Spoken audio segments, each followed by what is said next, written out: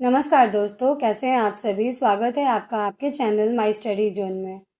अगर आप बीपीएससी की तैयारी कर रहे हैं या फिर किसी भी अन्य प्रतियोगी परीक्षाओं के लिए, तो ये वीडियो आपके लिए बहुत महत्वपूर्ण होने वाली है, क्योंकि आज हम एनसीईआरटी के कंसेप्ट को क्लियर करने के साथ साथ महाद्वीपों और महासागरों से रिलेटेड एक्स्ट्रा फैक्ट भी आपके साथ में कवर करेंगे, जो अक्सर प्रतियोगी परीक्षाओं में पूछे जाते हैं।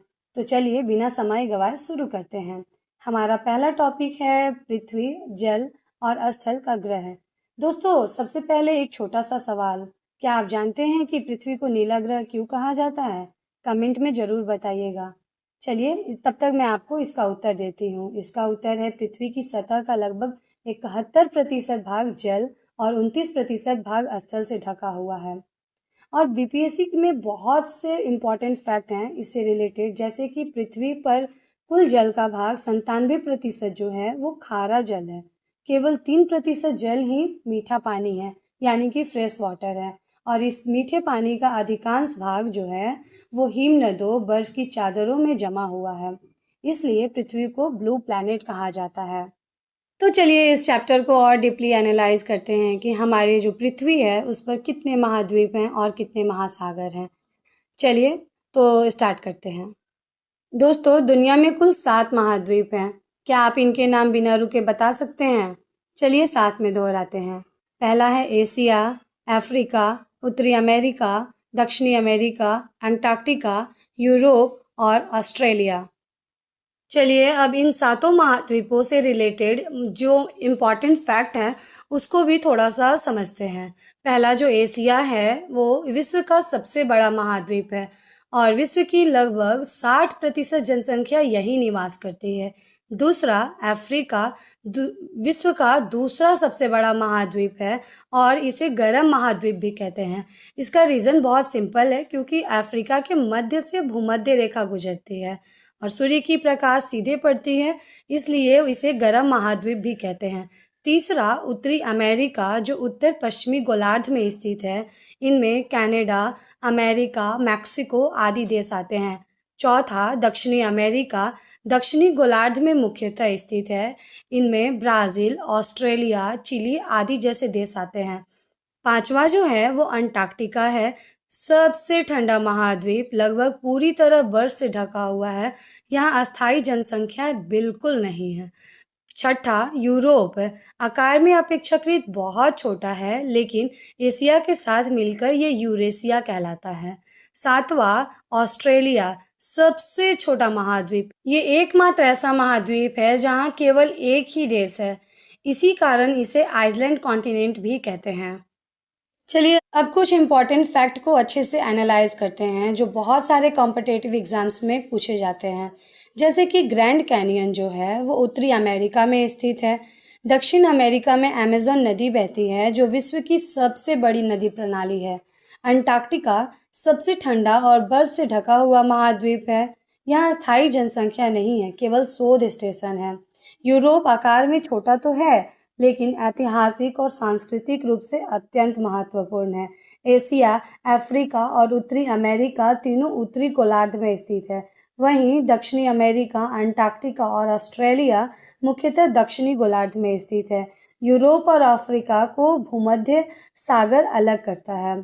एशिया और यूरोप मिलकर यूरेशिया कहलाते हैं। अंटार्कटिका पर कोई देश दावा नहीं करता है, यह अंतर्राष्ट्रीय संधियों द्वारा सुरक्षित है। दक्षिणी अमेरिका सबसे चौड़ा भाग भूमध्य रेखा के पास है। ऑस्ट्रेलिया का जो क्षेत्रफल है वो भारत से भी छोटा है।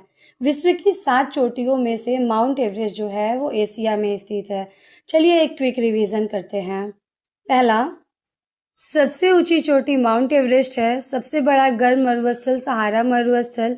दुनिया की सबसे लंबी बड़ी नदी अमेज़न नदी, जो कि दक्षिणी अमेरिका में है। सबसे ठंडा महाद्वीप अंटार्कटिका है। अब हम बात करते हैं विश्व के 5 महासागर के बारे में, जो यहाँ पे आप स्लाइड पे देख सकते हैं। पहला है प्रशांत महासागर, दूसरा अटलांटिक महासागर, तीसरा हिंद महासागर, चौथा आर्कटिक महासागर और पांचवा है दक्षिणी महासागर। अगर हम प्रशांत महासागर के बारे में बात करें तो यह सबसे बड़ा और सबसे गहरा महासागर है। यह एशिया, ऑस्ट्रेलिया, उत्तरी और दक्षिणी अमेरिका के बीच में स्थित है।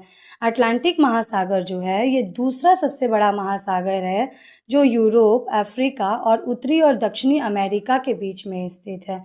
हिंद महासागर ये तीसरा सबसे बड़ा महासागर है। ये एशिया, अफ्रीका, ऑस्ट्रेलिया और अंटार्कटिका के बीच में स्थित है। भारत का नाम पर ही इस महासागर का नाम हिंद महासागर रखा गया है। और हम चौथा आर्कटिक महासागर के बारे में अगर हम बात करें तो यह सबसे छोटा महासागर है। यह उत्तरी ध्रुव के पास में स्थित है और अधिकांश भाग वर्ष जो बर्फ से ढका रहता है। दक्षिणी महासागर या अंटार्कटिक महाद्वीप के चारों ओर स्थित है। इसे हाल के समय में अलग महासागर का दर्जा दिया गया है। और यहाँ पे कुछ महत्वपूर्ण तथ्य हैं जो बीपीएससी के पॉइंट ऑफ व्यू से बहुत इम्पॉर्टेंट हैं। जैसे कि सबसे बड़ा महासागर प्रशांत महासागर, सबसे छोटा है आर्कटिक महासागर, सबसे गहरा जो है प्रशांत महासागर और भारत के नाम का महासागर हिंद महासागर है। एंड मोस्ट इम्पॉर्टेंट नवीनतम मान्यता प्राप्त महासागर जो है दक्षिणी महासागर है। चलिए अब बीपीएससी के लिए कुछ महत्वपूर्ण बिंदु को देखते हैं। जैसे कि पृथ्वी पर लगभग 70.8% भाग पर महासागर और 29.2% भाग स्थल से घिरा हुआ है। महासागर पृथ्वी के जल चक्र के महत्वपूर्ण भूमिका निभाता है। पृथ्वी का जो जलवायु नियंत्रण होता है वो महासागरों द्वारा ही होता है। भले वो इंडिया का जो भी जलवायु परिवर्तन है सारे के सारे महासागर पर ही डिपेंडेंट है। प्रशांत महासागर में विश्व का सबसे बड़ा कोरल भित्ति क्षेत्र पाया जाता है। हिंद महासागर को तीनों महासागरों का संगम कहा जाता है। इतना ही नहीं, जो हमारा गल्फ स्ट्रीम है वो अटलांटिक महासागर का महत्वपूर्ण गर्म धारा है। ब्लू होल जो आर्कटिक महासागर में पाए जाते हैं। दक्षिणी महासागर में ठंडी धारा अंटार्कटिक परिसंचरण धारा बहती है। इतना ही नहीं, महासागर जो है वो जैव विविधता का प्रमुख स्रोत है।